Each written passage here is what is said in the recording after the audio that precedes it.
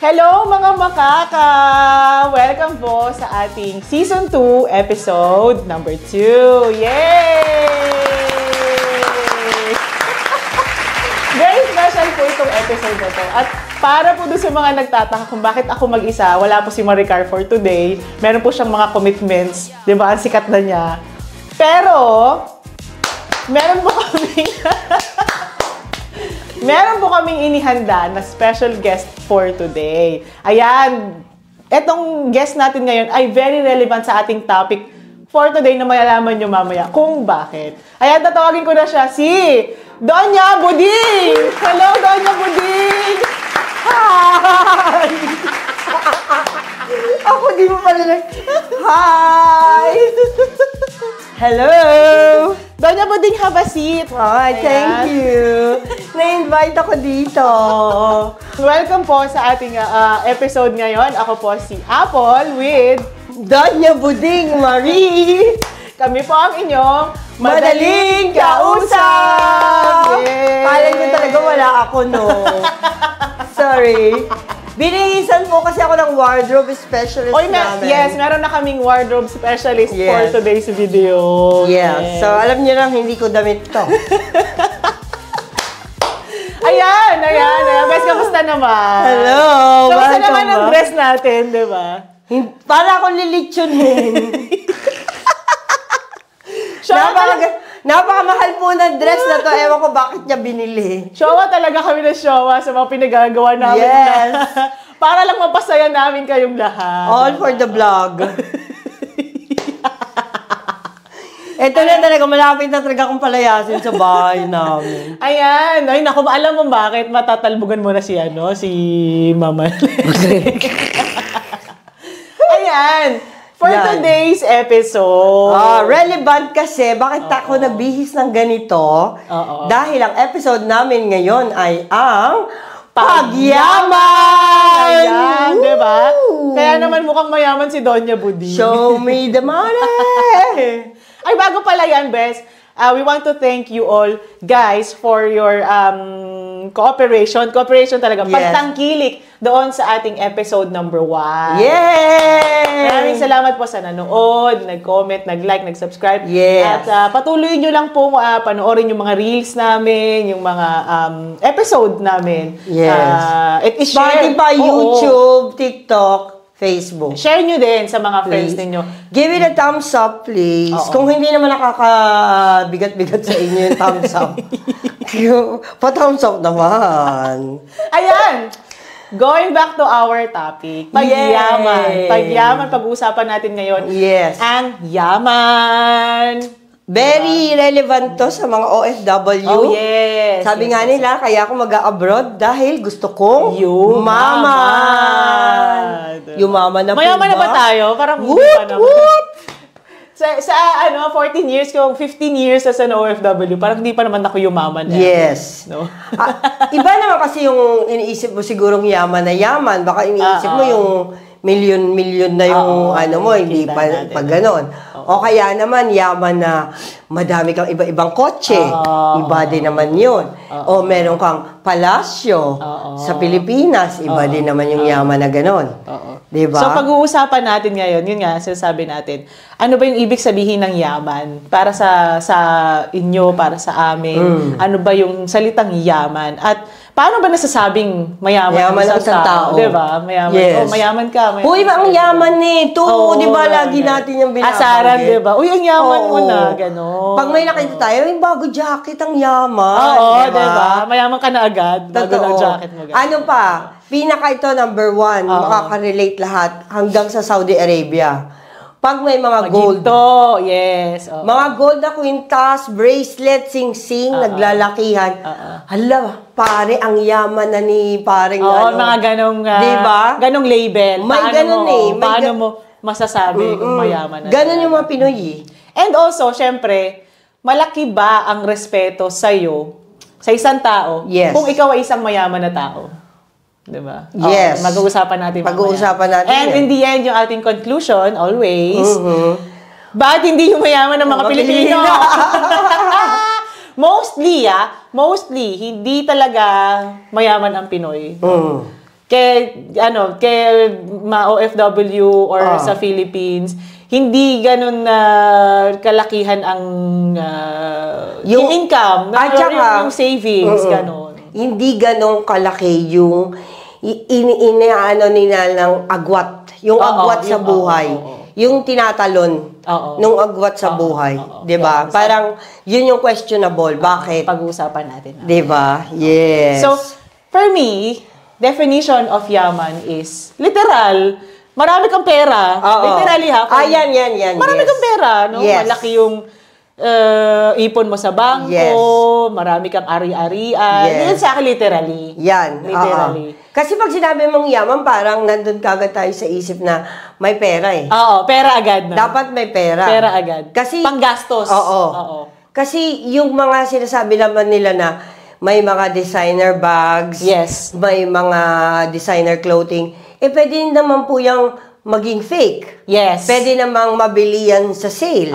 Pero, not necessarily, mayaman na sila doon. Or, diba? Yun nga sinasabi mo, or inutang lang nila yung pambili noon. Yes. Then, meron pala silang debt na napakalaki, di ba? Yes. Na hindi pa rin nababayaran. Yes. So, hindi ka pa din mayaman sa ganong sense, di ba? Sa abroad, may mga ginagawa tayo, mga 2 gives, 3 gives, 4 gives, di ba ganon?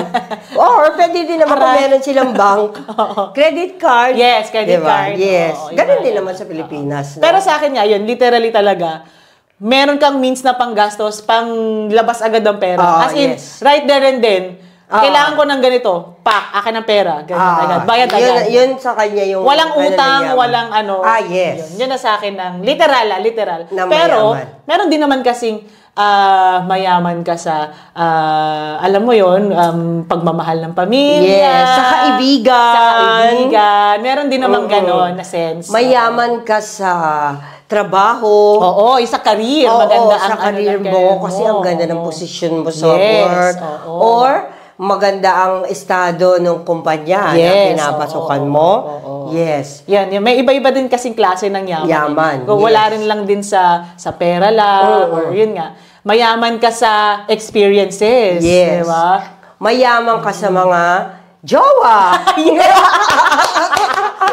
Kung may ganyan tao. Diba? Ang dami niyang mga ginowa. Or madami talaga siyang jowa. Pinagsabay-sabay niyo. Diba? Meron din talaga. Meron din naman kasi nga mayaman sa jowa. Yung ligawin ba? Mayaman sa maliligaw. Diba? Yung parang kakabreak lang. Ay, meron naliligaw again. May talaga, may ganyan. Yun ang tawag doon, mayaman sa sex appeal. Yes. Diba? Ang dating mo talagang mayaman sa pagkain. Yes. Tayo yun. Nauubos yung pera sa pagkain. Oo. At meron din namang mayaman sa utang. Babalik na naman sa utang. Babalik sa utang. Uy, last year episode, pakinggan nyo ulit. Oo, totoo. Yung mga may utang na, keep it up. Alam mo kaya dumadami yung basher natin. Dumadami. Hindi, ayan. Mayaman nga. Marami din madaming ibang klase. So, paano kung nasasabing mayaman ng isang tao? Pag tinitignan mo ba, parang iniisip mo kagad na mayaman to? O kailangan tanungin mo muna, ilan taong ka na sa abroad? 9 years, 10 years. Ang yaman mo na. Oo, may ganong label. May basihan bang ganon? Oo, Sadly, dapat wala Dapat diba? wala. Pero sadly, meron. Kasi pag sinabi nila sa'yo na, ako pag may mga nagtatanong sa akin, ilang taon ka na sa ibang bansa? 15 years. Uy, ang yaman mo na. Bakit kaya? Diba, may ganon. Diba? Bakit nyo kaya inisip na mayaman kagad kami? Hindi ba kami nagbabayad ng mga renta, ng mga ganito? Nagpapadala sa Pilipinas. Diba? Nagpapadala sa Pilipinas. Yun. May ganun talagang So, ibig nyo ba sabihin, yung buong kita na yon, inilagay na namin sa bank? Parang imposible. Diba? Yes. Parang imposible. Hindi siya reality. Meron namang mga nagsasabi na, ang yaman niya. Kasi, itong tao na to, pag nakikita mo, giver siya. Give lang siya ng gift. Anong gusto mo? Sige, bibilang kita niyan. Sige, sa'yo na. Yours na. Diba? Yung ganun. Gusto mo yung damit na yan? Yours na. Parang may kakasabi lang niya. Yours na. Yours na.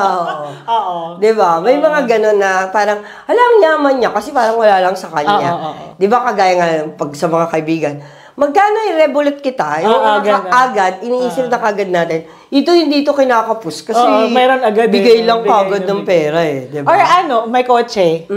May kotse. Merong yan na pag may kotse ka, ay mayaman to may kotse. Kaya nga. Diba? Bakit ba nagiging basihan yung sasakyan? Diba? Hindi ba pwedeng ways of transportation yung kasasakyan? Oo. Para convenient yung makarating ka sa mo? Sa work mo or sa pupuntahan mo? Or pwede din naman na yung kotse is binabayaran pa. May loan pa. Pero diba? Sa ating mga Pilipino kasi, pag sinabi nilang, ay mayaman to kasi may kotse, may tatak na damit, maayos ang bihis, may alahas. Yan ang basihan ng mga Pilipino na sinasabi nilang mayaman agad. Or maraming napamiling groceries. Yan. Malaki ang bahay. Yan. Totoo. 3 palapag. Yes. Nakapagpagawa ng swimming pool.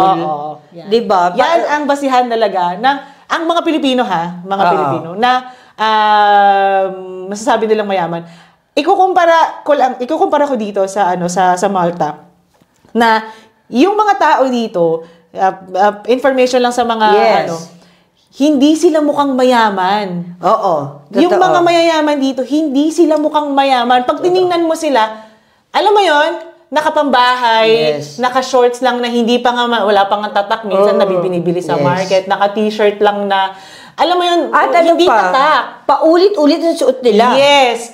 Pero pag tiningnan mo ang bank account, ang yaman pala at may mga ari-arian, property. Diba? Marami silang, may farm sila, may ganyan. Diba? May farmhouse. Diba? Joey Takarchem. Yes, diba? Sir Joey. Yung bihis nila talaga, hindi sila mukhang mayaman, pero mayaman sila. Yes. So, doon natin makukumpara yung kultura ng Pilipino at hindi sa ibang bansa, lalo na dito sa Malta. So, nakakainis talaga yung kultura natin. Nakakalungkot na nakakainis. Ayoko na maging Pinoy. Char! Okay, bye. Si Doña Buding naman, nagatampo agad. Mayaman ka na kaya? Gigil much. Alam mo, kasalanan niya ng mga matatanda na naman sa atin. Kawawa na matatanda sa atin. Kasi ini-inculcate nyo sa mga anak nyo, sa mga apo nyo na, huy, ang yaman na ng kapitbahay dahil nakapagpatayo ng bahay. Hindi yan basihan, ha? Totoo. Dahil nakabili ng kotse, ayaman. Hindi yan It's a very old thinking. Hindi niya naman po alam ang pinagdadaanan sa likod ng mga biniling gamit na yun. Diba? Totoo. Anong istorya nun? Tapos nag-jump into conclusion na kagad kayo na ang yaman na nila. So, sa ating mga bata, sa atin talaga yun, sa mga younger generations, talagang tumatatak sa isip nila, okay, ganito pala ang basihan ng pagiging mayaman. So, ganito rin yung gagawin ko. Ito rin yung dapat kong i-achieve para sabihin na mayaman ako. So, mangungutang ako para makapamili ako ng ganito, magagandang damit, maipakita. Diba? Yung mga accessories na ganito. So, nagiging ganun na talaga yung kultura. Totoo. Minsan, meron ding isa pa na kaanuhan sa atin, kalokohan ng mga matatanda sa atin. Yung kapitbahay, nakabili ng ganito, yung kabilang pamilya, nakabili ng ganyan. Alam mo nang iniisip ng mga chismosa. Ang iniisip, siguro, nag-engage yan sa illegal activities. Di ba? Nagbebenta yan ng drugs. Di ba? Nag-i-smuggle yan ng mga, illegal goods. May mga ganun ngang, mali pa din po yun. Hindi ba pwedeng nagsipag lang sila? Di ba? So talagang ibang-iba yung kultura natin. Nakakalungkot man, pero ibang-iba yung kultura nating mga Pilipino. Kasi dito po, sa Malta, wala naman nagtatanungan dito kung gaano nakalaki yung investment mo, kung gaano nakadami yung properties mo. Saka wala talaga sila sa parang how you look and how you dress. Napakasimple din kasi ng buhay din yung ibang mga tao dito. Napasimple, mas okay sa kanila. I mean, meron din namang talagang, yan naman yun, mayaman na. Alam mo din talaga na pag pumorma at nakadamit, okay, mayaman to. Pero meron din naman kasi talagang ganun silang kultura. Pero mostly talaga ng mayaman dito na, alam mo yun, hindi din talaga pansinin na simple lang sila, no? Kahit buhok. Hindi mo makikita na palagi silang nagpapa-highlight, nagpapa-reband. True. Yung mga buhok nila, ganun-ganon lang yun, bahala ka na. Parang binangon lang sila sa kama, tapos go na sila sa business nila. Di ba? Totoo. Yes, true. Whereas, kung sa Pilipinas, pag mayaman ka talaga, kailangan todo makeup ka dahil. Nakaano ang buhok mo. Nakakontodo alahas ka gold. Alahas kung ano-ano tayong mga Pilipino na napaka natin sa mga branded products. Kahit hindi naman nating afford.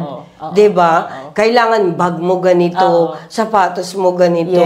Anong dinulot ngayon, 'di ba? Yung mga Pilipino nagkukumahog para lang makabili ng isang single brand na mahal kaya.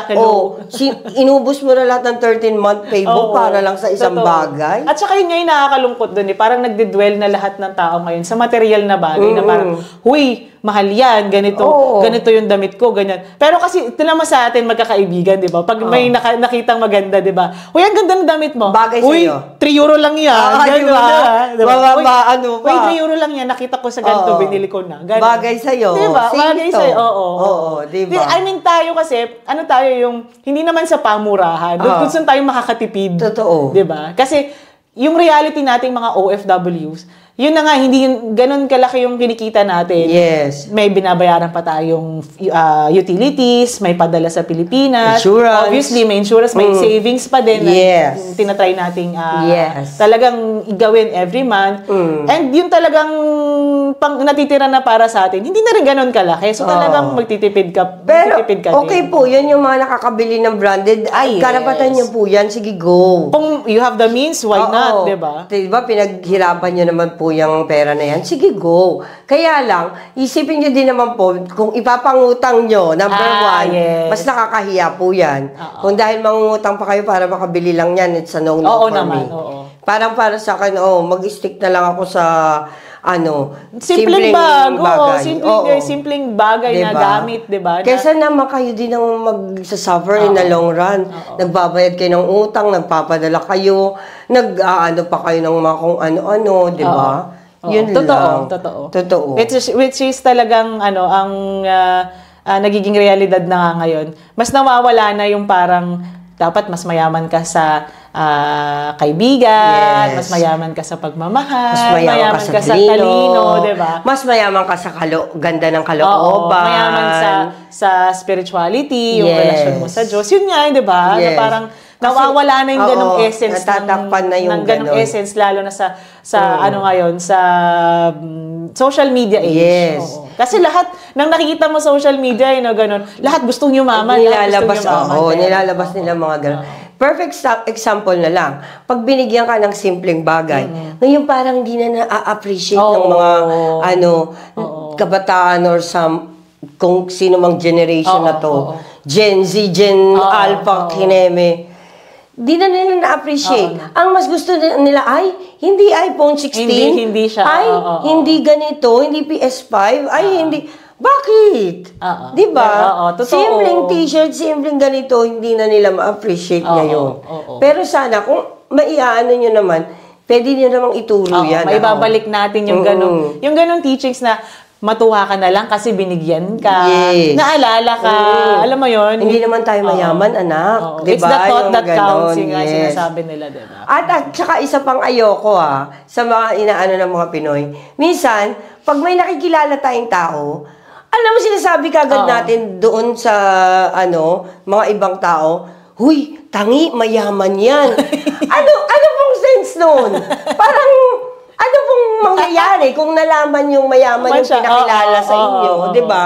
Ano pong maiaangat na kagad ba yung buhay nyo?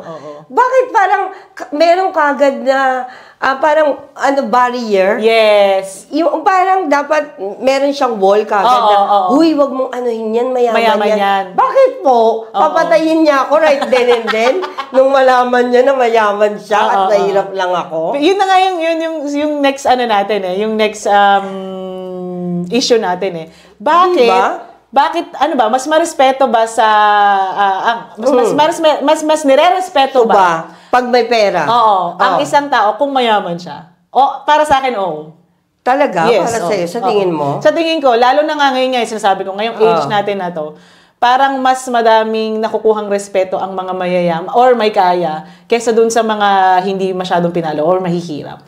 Kasi I don't know, kasi 'di ba nga parang sinasabi nila ngayon, money makes the world go round na. Pag may pera ka, kaya mong paikutin lahat. Which is wrong. I know it's very wrong. Yes, Yun na nga yung sinasabi natin eh. Nakakalungkot, pero yun na yung nangyayari ngayon. Pag may pera, kaya nga yung gusto lahat ni mama ng tao, diba? Kasi with money, there's power. No? Pag sinasabi nilang may pera ka, kaya mong paikutin lahat. Ganito. Kasi, respetuhin ka ng tao, yung sinasabi mo, di ba, mayaman yan, ayusin niyo yung pagtrato dyan. Parang gano'n. Parang bakit, di ba? Kahit sa Pilipinas. Oo naman. Uy, mayaman yung kamag-anak natin na dadating, ilabas mo yung mga ganito. Ilabas mo yung magagandang plato. Nakakainis. Bakit? Di ba dapat parang pag si Lord lang ang bumisita sa inyo, ilabas nyo lahat? Di ba? Pero yung pag sa mayaman, uy, kailangan ganito. Para sa akin naman, okay lang, basta, kung ginagalang niya ako, okay, given, mayaman siya. Kung ginagalang niya ako, igagalang ko din siya. Ngayon, kung binabastos naman niya ako, bakit ko naman siya gagalangin? It's true, yes. Diba? Yes. Ano ng yaman niya? Ng pagiging mayaman diba? Kung nakilala ko lang siya that day, it doesn't mean na i-filter ko yung sarili ko. Babaguhin ko kagad yung sarili ko on that day. Dahil mayaman. Oo, dahil mayaman siya, hindi na ako pwedeng magkwento ng bastos. Hindi na ako pwedeng mag-joke. O yung sarili ko yun nga, yung mag-iibahin ko yung sarili ko. Hindi naman ako syempre haharap dun sa bagong makikilala na hindi ako naligo or ano. Syempre naman presentable pa din ako, di ba? Pero kung sasabihin mo na mayaman yan, mag-ayos-ayos ka ng kilos mo. Bakit? Ano ba yung kilos ko noon? Di ba?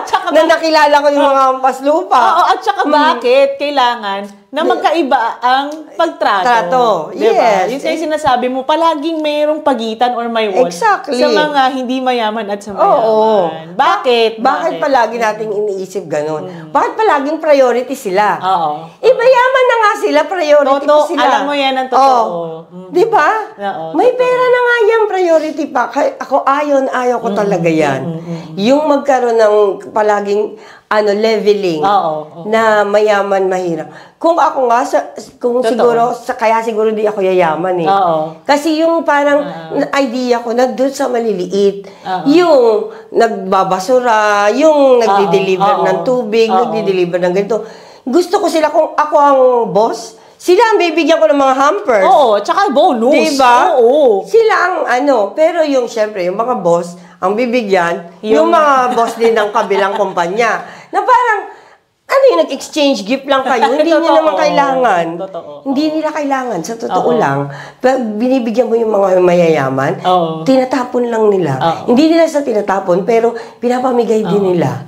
Kasi yung kung bibigyan mo rin yung mga nasa lower income, 'di ba? Parang mas sa kanila parang mas ma-appreciate nila, mas marami akong mabibigay sa pamilya ko, mas marami akong mabibiling laruan sa mga anak ko. Yung ganun ba? Kaya nga sinasabi dito iba pa po ang dito kultura. Kasi dito, kami ang nagbibigay ng regalo sa mga boss. Yes, tama? Pasko, kami ang dapat magbigay itong mga staff na to. Ewan ko sino nagpauso nito. Share kayo, tapos kayo ang magre-regalo sa boss. Siguro ito, pinauso to sa mundo ni Satanas. Hindi ko maalam kung bakit. Pero may nakita ako niyan sa Facebook na nagko-comment na isang expat din na parang, bakit ganun yung kultura nyo dito? Boss nyo na nga yan, ba't siya pa yung regaluhan? Kaya nga, exactly siya nga, napakadami ng means. So, nagtataka din ako noon. Sabi ko, bakit tayo ang mag-aambag-ambag para sa regalo sa kanya? Dapat nga siya ang magbigay sa atin. Diba? Yun ang questionable yun. Questionable din talaga. Pero hanggang ngayon nakikisali naman kami. Wala naman magawa eh. Kaya nga. Dali kasi kami kausap. Kaya susunod pa rin kami. Totoo.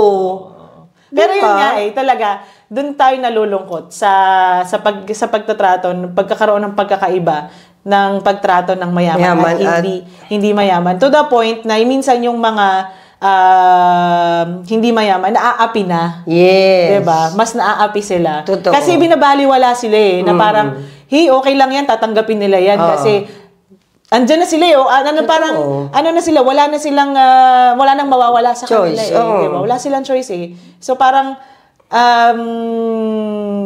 as a person, ikaw, masasaktan ka din talaga. Masasaktan ka din talaga. Pag nakikita mo talaga yung injustice din talaga. Napakadami. Talagang lahat. Ay, sobra. Tayo, lahat. Araw-araw. Everywhere. Oo. Everywhere. Araw-araw, mga Pilipino nakakaranas ng injustice dito. Pero di na lang. Oo. Okay na lang. Kasi, ang kalaban mo, yung residence permit mo, di ba yun baka magiging delikado ka pa eh. O sige na lang, pasensya na lang. Yes. Di ba?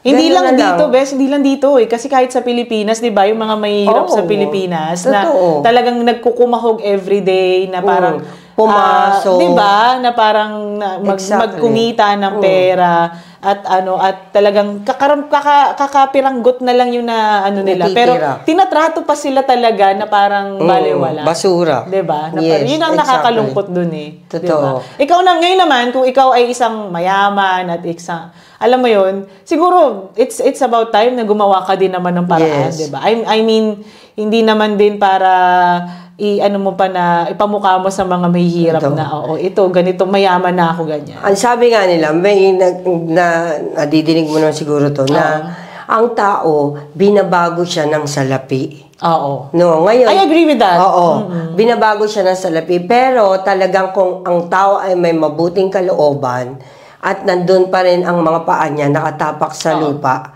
ay hindi yan magiging basihan para sa kanya kung umunlad man siya sa buhay. Yes. Kasi alam niya na dati siyang naging mahirap, naranasan niya yung magpakababa, tapos ngayon meron na siya, ibabalik niya yun sa mga hindi kagaya niya na naghirap dati.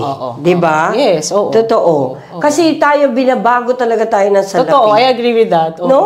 Parang napakabilis nating mag-switch pagka pera na. Oo, I agree with that. Kasi pag lumaki yung hinahawakan mo na pera, parang ikaw naman, dadagdag din na dadagdag yung gagastusin mo. Yes. Pero it depends na rin lang sa'yo. Kaya nga ngayon maganda na yung mga may financial literacy.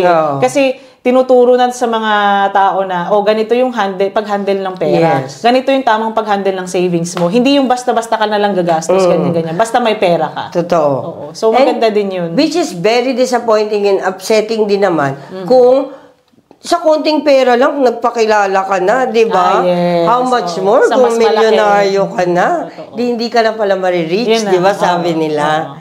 Kaya ganon. Kaya alam mo yung conclusion natin ngayon na parang, bakit hindi talaga yung mayaman ang mga Pilipino? Kasi giver tayo. Giver tayo. Totoo. Ako talaga, giver tayo.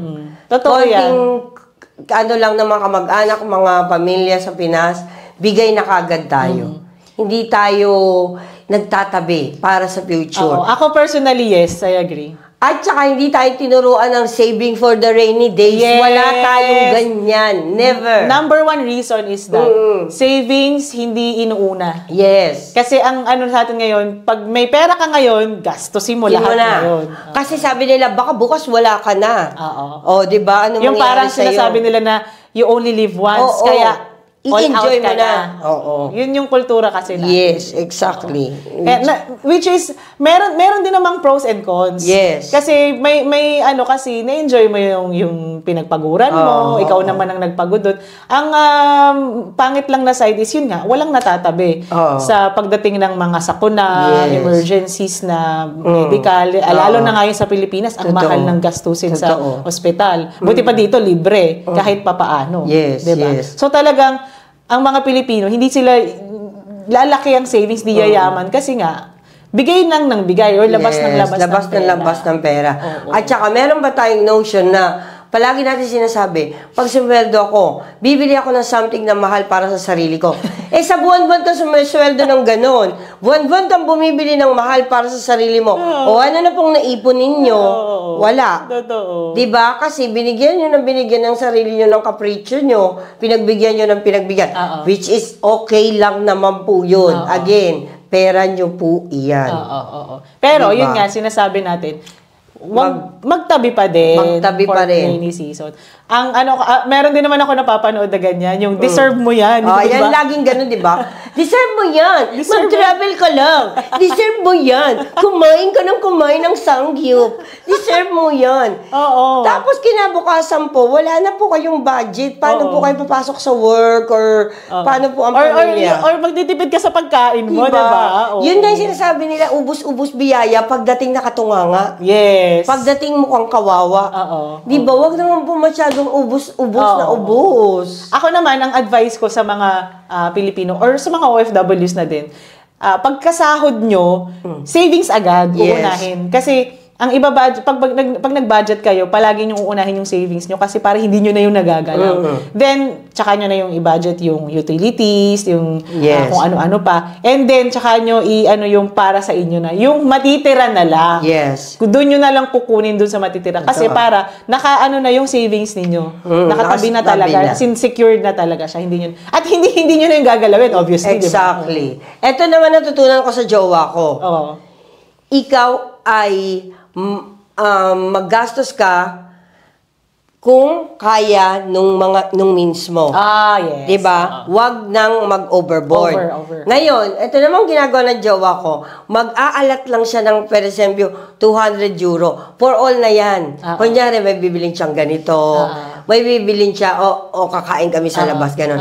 Ngayon, pag na-reach niya na 'yan sa isang buwan, tapos na sa akin na po siya magpapalibre. Oo. Yung kanya parang, ganun siya eh. Yung parang, meron siya talagang, nire-restrict niya talaga yung sarili niya eh. Sinasabi niya, ay, sa next month na tayo magganito. Kasi tapos na yung budget ko na. Yes, it's a good it's a good idea. Ang gagawin ko naman po, okay, sagot ko na. Ikaw wala kang budget. Kaya ako nauubos ang budget. Yun na. Di ba? Ganon. May mga tao talagang may disiplina. Oo, maganda naman. Pagdating sa pera. Maganda naman. Kasi din for yourself lang din naman, di ba? Magagamit mo din naman in rainy seasons eh. Ngayon naman po, pag naman po, tayong mga Pinoy, nakikita nyo naman na umunlad na po yung mga Pilipino na nagtrabaho sa ibang bansa, huwag niyo naman po sabihin na, hindi na yan nakakakilala kasi mayaman na yan. Hindi po yun ang rason. Siguro po natuto na lang siya sa buhay na mas maging wise na siya, mas nagtipid na siya, di ba? Mas alam niya na kung paano babudgetin yung pera niya para sa pamilya niya at para sa kanya. Hindi naman po ibig sabihin nun, mayabang na yan, ayaw na mamansin. Di ba? Yun na nga ang sinasabi natin eh. Huwag niyo pong isipin na kami po dito ay namumulot lang ng pera. Pera, yun lagi. Kami po ay naghihirap dito. Nakikita niyo man yung mga Facebook photos namin, nakabihis kami, nakaganyan. Yes. Obviously, hindi naman kami magpo-post ng mga gupit na mukha kaming yagit, di ba? Pag sa Facebook. Alam naman parang puro uling naman kami. Di ba? Magpo-post kami, syempre yung maayos namin damit namin. Yes. Kayo din naman dyan, nagpo-post ng maayos. Pero wag nyo naman isipin at wag nyo naman kaming lagyan ng label na, ay, mayaman na yan, mga yan, OFW sa mayan. Hindi po kami namumulot ng pera dito. Ang pera po dito ay pinaghihirapan. Kami po ay naghihirap dito magtrabaho. Malayo sa pamilya. Malayo sa Pilipinas. Yung saya na idudulot ng Pilipinas, hindi namin nararanasan yun araw-araw. Tinatrato pa kami dito ng kakaiba. Alam mo yun, meron kaming mga challenges dito na hindi ninyo alam. So talagang yun, kinakaya namin lahat ng yun para lang kumita ng pera. O, sasabihin nyo na naman, ba't kami nag-abroad? Ibabalik nyo na naman sa amin yung tanong na, hindi, loko lang po. Yun lang sinasabi natin. Yun lang naman, mga little lessons in life. Diba? Kasi yan minsan yung ng OFWs hinanakit ng OFWs na parang nilalagyan tayo ng label na mayaman tayo.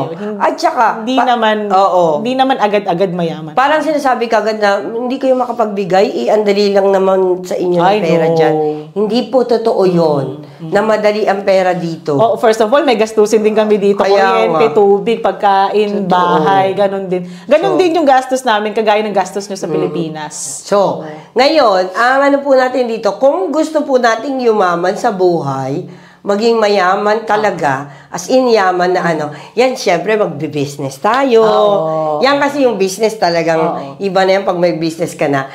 Tuloy-tuloy na yung income kung okay yung business mo. Depende sa pag-handle mo din. Yes. Ngayon, magbi-business tayo, o kaya naman, yung mga ibang Pilipino, nag-i-invest kung saan-saan, di ba? O kaya, yun pa rin, nagtitipid, nag-iipon. Yes, oo. Yes. At diba? Nagsisipag. Yes, nagsisipag, nagdo-double job, triple job, di ba? Wag naman to the point na talagang exhaust nyo na yung katawan nyo. Yan. Ingatan nyo pa din yung mga sarili. And, syempre, isipin din natin na bukod sa material na bagay, marami ding ibang aspeto ng kayamanan. Yes. Kagaya na lang ng kayamanan sa kalusugan. Yes. Importante po yan. Number 1 din yan ngayon. Yes. Kasi hindi kayo makakapagtrabaho ng maayos Lalo kung hindi kayo malusog. Exactly. At kailangan nyo po yung pangalagaan. Ngayon, kung kayo po ay napapalibutan ng mga toxic na people, toxic environment, umalis na po kayo diyan. Yes. Para may friend tayo! Gumawa kayo ng paraan para kayo ay magkaroon ng peace of mind. Kasi yan ang importante. Kayamanan sa pagkakaroon ng peace. Yes. Ng maayos na buhay. Kayamanan na makatulog ng maayos sa gabi. Yes! Uy! Very important yan ng maya, lalo na sa ating matatanda. Kasi sila, yung mga mayayaman, di ba, parang ilang hours na sila natutulog kasi gusto na nilang pumasok sa work. Di ba? Diyan gusto kong mayaman ako sa ganyan, yung matulog ng maayos sa gabi. So, ngayon naman, kung meron naman tayo dyan, mga chance na ganyan, grab natin. Kung pwede tayo matulog hanggang tanghali, sige, go. Yes. Diba? Yan ang mga little things na talagang, alam mo yun, makakapagpasatisfy naman sa'yo talaga. Masasabi mo na, ay, mayaman din pala ako sa ganitong aspeto. Diba? Hindi lang sa pera. Oo. Kung meron ka din naman, kaya mo din naman, wag mo naman tipidin sarili mo, mag-steak ka ngayon, mag-steak ka tonight, magbili ka ng wine. Not necessary naman na parang dapat nasa hotel ka at doon ka nagla-lounge. Diba? Mga simple things na pwede mong ma-feel na mayaman ka. May natutunan ba kayo kay Doña Buding? Doña Buding, maraming salamat sa pag-ano nyo sa invitation namin. Sumasakit na po yung ulo ni Doña Buding sa damit niya. Hindi na siya makahinga. Hindi na po ako makahinga. Ay, naku, Doña Buding, saan bang gora mo niyan? Pagkatapos po nito, meron po akong contract signing sa Mount Carmel. Nag-contract signing na. Ayan, maraming salamat po. Thank you! Sa pakikinig, panonood, pagsama sa aming masayang kwentuhan, usapan, at samahan niyo pa po kami sa susunod. Sana po naaliw kayo at may natutunan kayo kahit papaano. Kayo po ay importante sa amin, sa aming lahat. And wag niyo pong kalimutan, i-share yung ating mga videos, reels, like and subscribe sa ating mga social media pages. Yan. At lagi po nating tatandaan na ang lahat ay nadadaan sa ayos na usapan. Yay! Akala ko, ang lahat ay nadadaan sa mayamang usapan. Thank you, Doña Buding. Thank you for my wardrobe stylist. Bye! Tulog na po siya. Ciao!